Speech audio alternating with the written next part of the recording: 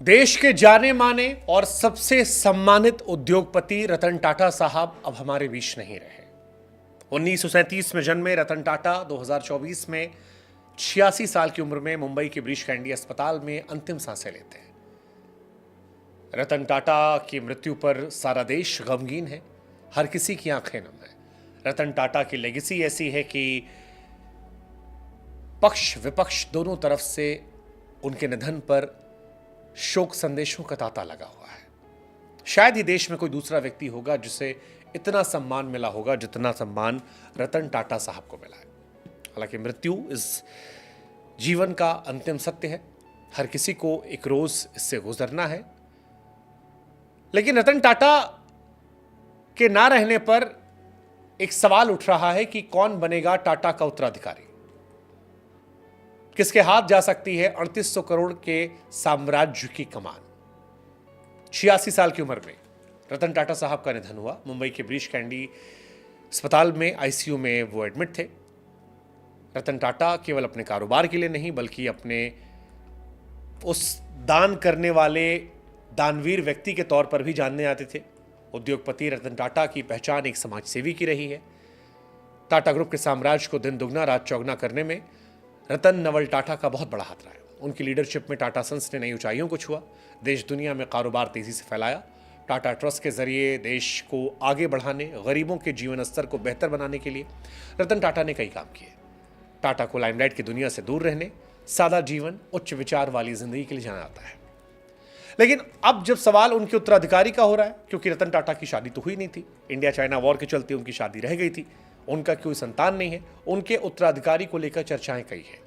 3800 करोड़ के विशाल साम्राज्य को कौन संभालेगा, कौन टाटा एम्पायर की देखरेख करेगा, इस सवाल के कई जवाब हैं। टाटा ग्रुप में उत्तराधिकारी को लेकर पहले से योजनाएं बन रही हैं। एन चंद्रशेखरन ने टाटा सन्स के चेयरमैन पद पर 2017 से हैं। इसके अलावा टाटा ग्रुप की अलग अलग होल्डिंग कंपनियों में परिवार के दूसरे लोग भी हैं जो आगे आने वाले समय में अलग अलग जिम्मेदारियां निभा सकते हैं। कई नाम हैं, जैसे सबसे आगे नाम है नोएल टाटा का। टाटा ग्रुप के संभावित लीडर्स में सबसे मजबूत दावेदार नोएल टाटा है। रतन टाटा के पिता नवल टाटा की दूसरी शादी सिमोन से हुई थी और वो रतन टाटा के सौतेले भाई हैं। इस पारिवारिक संबंध के चलते नोएल टाटा टाटा ग्रुप की विरासत संभालने वाले नामों में सबसे आगे बताए जा रहे हैं। टाटा ग्रुप के वारिस माया, नेविल और ली टाटा भी हैं। नोएल टाटा के 3 बच्चे माया, नोवेल, ली टाटा जो टाटा के संभावित वारिस हैं, उनका नाम भी सबसे आगे चल रहा है। माया टाटा का नाम सबसे आगे है। 34 साल की माया टाटा टाटा ग्रुप्स में महत्वपूर्ण भूमिका निभा रही हैं और विदेश से पढ़ाई करने के बाद Tata opportunities fund, Tata digital में बड़े पद पर हैं। टाटा न्यू ऐप लॉन्च करने में उनका बड़ा रोल है। अपने विजन और बेहतर रणनीति के चलते वो एक प्रमुख दावेदार में है। नेविल टाटा बिजनेस लीडर हैं। 32 साल के नेविल टाटा फैमिली बिजनेस में काफ़ी रुचि रखते हैं, ताल्लुक गहरा है। टोयोटा की मानसी किर्लोस्कर से शादी करने वाले नेविल स्टार बाजार के मुखिया हैं। ये company hyper market chain trend limited के तहत आती है। उनकी लीडरशिप में टाटा फ्यूचर लीडर की झलक मिलती है और एक मुखिया बनने की संभावनाएं उनमें भी देखी जा रही हैं। हॉस्पिटैलिटी सेक्टर को आगे बढ़ा रही हैं ली टाटा। 39 साल की ली टाटा तीनों भाई बहन में सबसे बड़ी हैं। टाटा ग्रुप के हॉस्पिटैलिटी सेक्टर की रीढ़ कहा सकता है।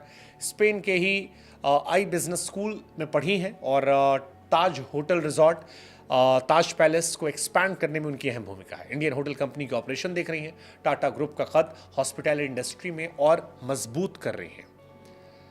रतन टाटा का उत्तराधिकारी इन्हीं में से कोई हो सकता है। हालांकि रतन टाटा समाज सेवा काम के लिए जाने जाते थे। बिजनेस रणनीतियों को आकार देने में इन लोगों ने उनकी मदद की थी।